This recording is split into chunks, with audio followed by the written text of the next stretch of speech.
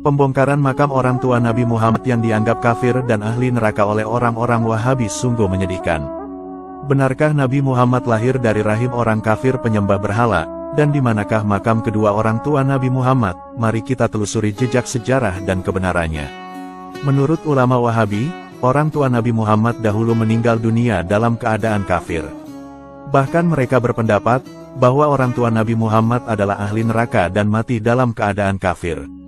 Menyedihkannya lagi, keadaan makam ayah dan ibu Nabi Muhammad SAW sungguh memprihatinkan. Sekarang, makam ibu Nabi Muhammad yang bernama Siti Aminah sangat sederhana dan seperti tidak terurus. Lihat saja, makam ibu Nabi ini hanya dikelilingi bebatuan di pinggirnya. Bahkan, terkadang ada saja oknum-oknum yang membuang limbah dan sampah di tempat itu. Yang lebih menyedihkannya lagi, makam ayah Nabi Muhammad kini telah hilang wujudnya. Bahkan, kini lokasi petilasan makamnya sudah biasa dilewati dan diinjak-injak orang-orang.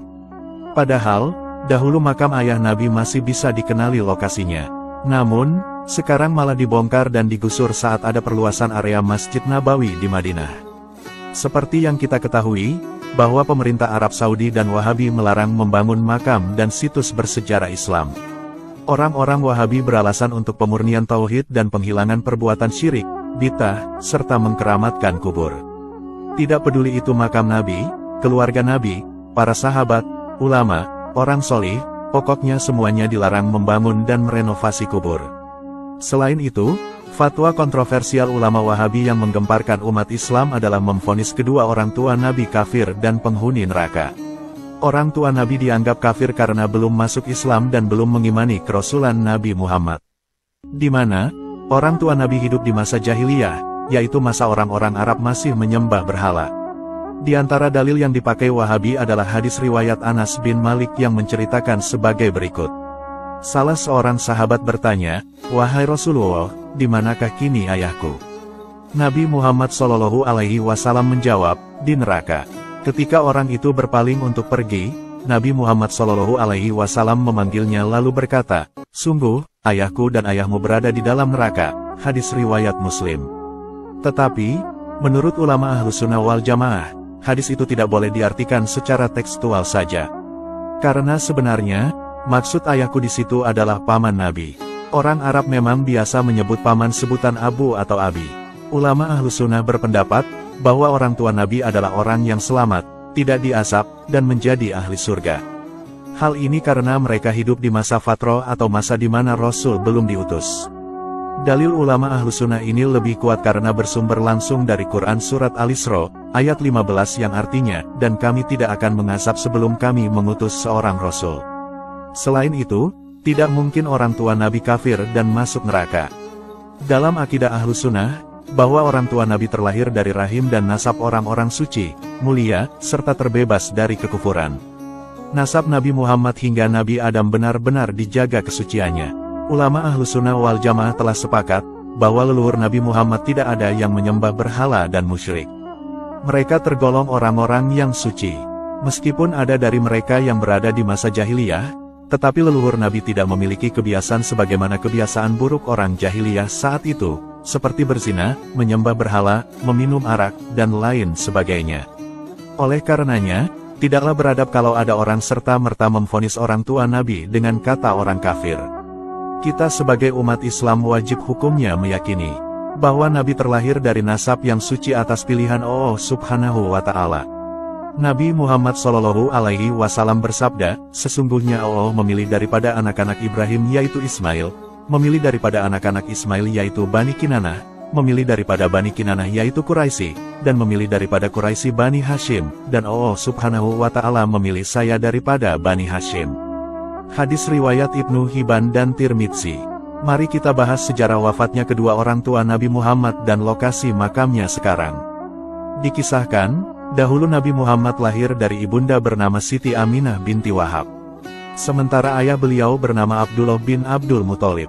Ibunda Nabi yaitu Siti Aminah dan ayahanda yaitu Abdullah.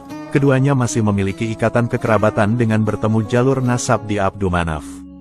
Dahulu, ketika usia Nabi Muhammad SAW masih 6 bulan dalam kandungan ibunda, sang ayah tercinta dipanggil oleh Allah Subhanahu wa Ta'ala. Akhirnya, Nabi Muhammad lahir ke dunia dengan sudah ditinggal sang ayah. Nabi Muhammad sudah yatim sejak dalam kandungan. Rasulullah dilahirkan di tengah kabilah besar bernama Bani Hashim di kota Mekah pada hari Senin, tanggal 12 Rabiul Awal tahun Gajah. Saat kelahiran Nabi, alam semesta berbahagia menyambut kelahirannya. Bahkan, banyak sekali terjadi keajaiban-keajaiban menakjubkan. Di antaranya adalah munculnya cahaya terang benderang, runtuhnya 14 beranda istana kekaisaran Persia, padamnya api kaum Majusi, ambruknya gereja-gereja, dan lain sebagainya.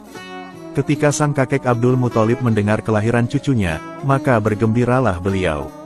Sang kakek lantas segera menemui Siti Aminah dan menggendong cucunya ke Ka'bah untuk berdoa dan bersyukur kepada Allah Subhanahu wa Ta'ala atas kelahiran cucu laki-lakinya. Ibu Nabi yang bernama Siti Aminah adalah istri yang setia terhadap suaminya. Bahkan setelah sang suami wafat pun beliau masih menziarahi makamnya yang berada di luar kota, tepatnya di Madinah. Sebagai wujud kesetiaannya, Siti Aminah rela menempuh perjalanan jarak 500 km dari Makkah ke Madinah untuk berziarah ke makam Abdullah. Siti Aminah ditemani Nabi Muhammad kecil yang masih berusia 6 tahun dan seorang pembantu bernama Ummu Aiman. Sesampainya di Yasrib atau Madinah, Siti Aminah lantas menetap di sana selama 1 bulan. Namun menyedihkannya, saat perjalanan pulang menuju kota Mekah, Siti Aminah mengalami sakit parah di tengah perjalanan. Akibat sakit-sakitan yang cukup serius, akhirnya ibunda Nabi menggembuskan nafas terakhirnya di daerah bernama Abwa, yang letaknya di antara Mekah dan Yasrib Madinah. Kepergian sang ibu benar-benar membuat Nabi Muhammad kecil sangat sedih sekali.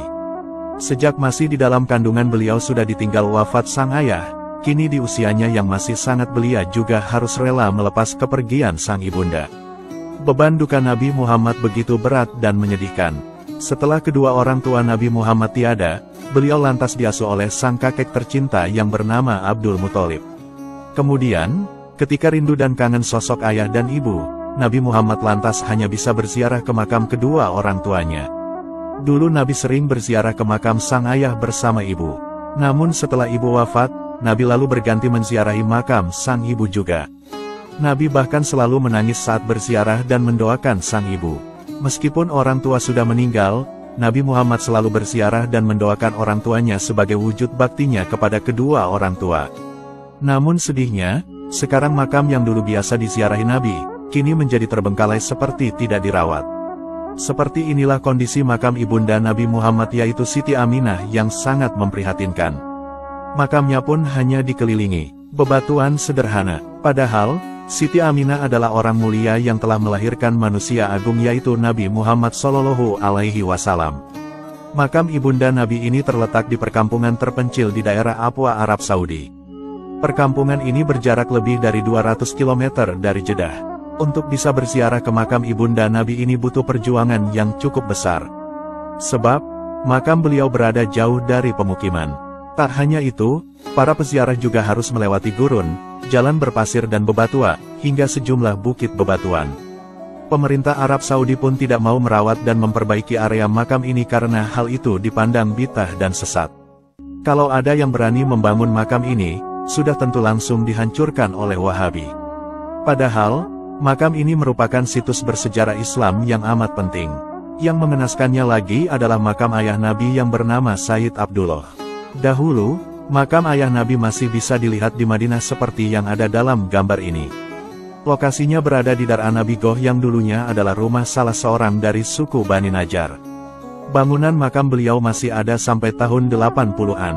Namun ketika ada perluasan area kompleks Masjid Nabawi pada tahun 1984, makam ayah Nabi malah dibongkar dan digusur hingga hilang jejaknya dan rata dengan tanah. Petilasannya pun kini sudah sering buat lewat dan diinjak-injak orang-orang yang silih berganti masuk keluar Masjid Nabawi.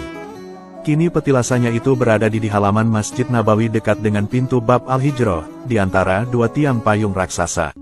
Sekarang, makam ayah Nabi yaitu Sayyid Abdullah kini telah dipindah ke pemakaman Baqi. Ajaibnya, dahulu ketika dibongkar untuk dipindahkan, jasad Sayyid Abdullah masih utuh dan segar.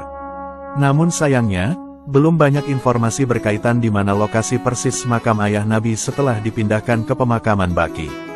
Ada yang bilang makamnya memang sengaja diumpetin agar tidak diziarahi dan dikeramatkan oleh umat Islam. Padahal, Umat Islam ketika berziarah tidaklah meminta kepada ahli kubur ataupun menyembah kubur sebagaimana tuduhan Wahabi. Umat Islam tetap berdoa kepada Allah Subhanahu wa Ta'ala, dan berziarah adalah sunnah Nabi Muhammad SAW. Kita sebagai umat Islam tentu sangat sedih atas kebijakan penggusuran makam bersejarah dan situs-situs besar Islam. Jikalau saja dahulu makam keluarga Nabi ada di Indonesia, tentu makam itu akan dijaga dan dirawat umat Islam Indonesia dengan baik. Hal ini supaya orang-orang Islam bisa berziarah, bisa mengenal situs sejarah Islam, dan bisa mengenal keluarga Nabi Muhammad SAW. Namun yang jelas, bukti-bukti tadi menunjukkan bahwa ayah dan ibu Nabi merupakan orang-orang mulia dan selamat. Mereka bukanlah orang kafir maupun ahli neraka sebagaimana yang dituduhkan orang-orang Wahabi. Wallahu a'lamu bishawab.